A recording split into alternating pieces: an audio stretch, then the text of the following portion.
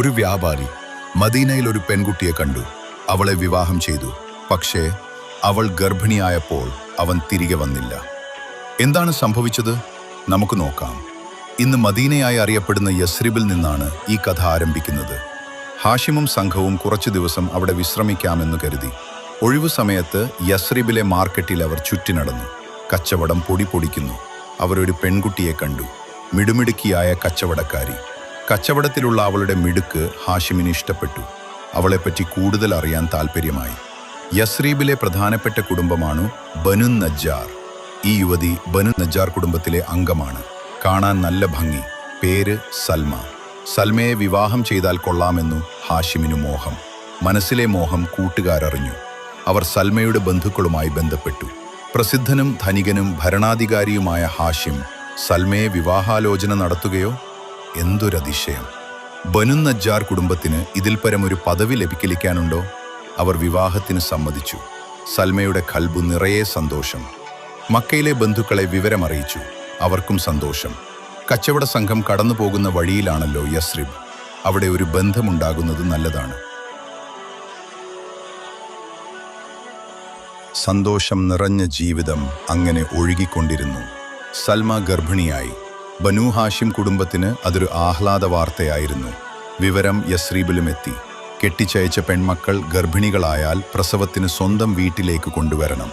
ബനു നജ്ജാർ കുടുംബക്കാർ മക്കയിലെത്തി. മകളെ ഞങ്ങൾ കൊണ്ടുപോകുകയാണ്. പ്രസവം യസ്രീബിൽ നടക്കട്ടെ, അതാണല്ലോ നാട്ടാചാരം, ബന്ധുക്കൾ പറഞ്ഞു. സമ്മതിക്കാതെ പറ്റുമോ? ഭാര്യയെ പിരിഞ്ഞു ജീവിക്കാൻ ഹാഷിമിന് പ്രയാസം. ഭർത്താവിനെ കാണാതെ കഴിയാൻ സൽമക്കും പ്രയാസം. കീഴ്വഴക്കങ്ങൾ മാനിക്കാതെ പറ്റുമോ? സൽമ ഒരുങ്ങിയിറങ്ങി. ഒട്ടകക്കട്ടിലിൽ കയറി. വെളുത്ത മുഖത്തു ദുഃഖത്തിന്റെ നിഴൽ. കരിമീൻ കണ്ണുകൾ നിറഞ്ഞൊഴുകി. ഹാഷിമിന്റെ നയനങ്ങളും നിറഞ്ഞു. ഒട്ടകങ്ങൾ നടന്നു. സൽമ അകന്നകന്നു പോയി. സൽമ പോയതോടെ ഹാഷിമിന്റെ ഉത്സാഹം കുറഞ്ഞു. വിരഹത്തിന്റെ ദുഃഖം തന്നെ. വെറുതെ ഇരിക്കാൻ പറ്റുമോ? എന്തെല്ലാം കാര്യങ്ങൾ ചെയ്യാനുണ്ട്. ഹാഷിം ജോലിയിൽ മുഴുകി. വേദന മറന്നു. മാസങ്ങൾ പിന്നെയും കടന്നുപോയി. യസ്രീബിലെ വിവരങ്ങൾ അറിയാൻ വയ്യ. ആരെങ്കിലും വന്നു പറയണം. മറ്റൊരു മാർഗവുമില്ല. അടുത്ത സീസൺ. വീണ്ടും കച്ചവടത്തിന് പുറപ്പെടാൻ സമയമായി. കച്ചവട ചരക്കുകൾ വൻതോതിൽ ശേഖരിക്കപ്പെട്ടു. അവ വലിയ കെട്ടുകളാക്കി ഒട്ടകപ്പുറത്തു ബന്ധിച്ചു.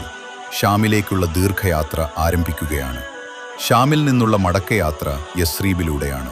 ഇത്തവണ യസ്രീബിൽ കൂടുതൽ ദിവസം തങ്ങണം. സൽമയുടെ വീട്ടിൽ താമസിക്കാം. അവളെ കാണാൻ കണ്ണുകൾ കൊതിക്കുന്നു. അവൾക്ക് നൽകാൻ ഷാമിൽ നിന്നു ചില സമ്മാനങ്ങളൊക്കെ വാങ്ങണം. ഷാമിലെത്തി. കച്ചവടം നന്നായി നടന്നു. നല്ല ലാഭവും കിട്ടി. പല സാധനങ്ങളും വാങ്ങി. ഇനി മടക്കയാത്ര. യസ്രിബിൽ പറന്നെത്താനുള്ള ആവേശം. ഒട്ടകത്തിന് വേഗത പോരാ എന്ന് തോന്നൽ. യാത്രക്കിടയിൽ ഹാഷിമിന് വല്ലാത്ത ക്ഷീണം. പെട്ടെന്ന് തളർന്നുപോയി. ഖാഫില യാത്ര നിർത്തി. രോഗം കൂടിക്കൂടി വന്നു. മരുന്നുകൾക്കും പരിചരണങ്ങൾക്കും ഒരു കുറവില്ല. പക്ഷേ രോഗം കൂടുന്നതേയുള്ളൂ. എല്ലാവർക്കും വെപ്രാളമായി, ആശങ്കയായി. ഒടുവിൽ മക്ക പട്ടണത്തിന്റെ മഹാനായ നേതാവ് കണ്ണടച്ചു. ഹാഷിം മരണപ്പെട്ടു.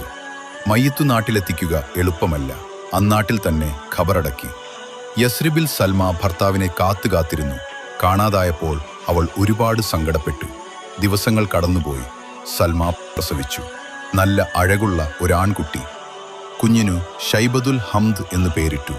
ഷൈബ്. ആളുകൾ അവനെ അങ്ങനെ വിളിച്ചു. ഒടുവിൽ സൽമ ആ ദുഃഖവാർത്ത അറിഞ്ഞു. ഹാഷിം ഇനി ഒരിക്കലും തന്നെ കാണാൻ വരില്ല. ഓമന മകൻ ഷൈബയെ കാണാനും വരില്ല. വെളുത്ത കവിളിലൂടെ കണ്ണുനീർ ചാലിട്ടൊഴുകി.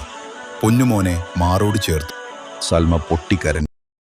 ചാനൽ സബ്സ്ക്രൈബ് ചെയ്യാത്തവർ സബ്സ്ക്രൈബ് ചെയ്യൂ. ഷെയർ ആൻഡ് ലൈക്ക് ചെയ്യൂ. അഭിപ്രായങ്ങൾ കമന്റ് ചെയ്യണേ.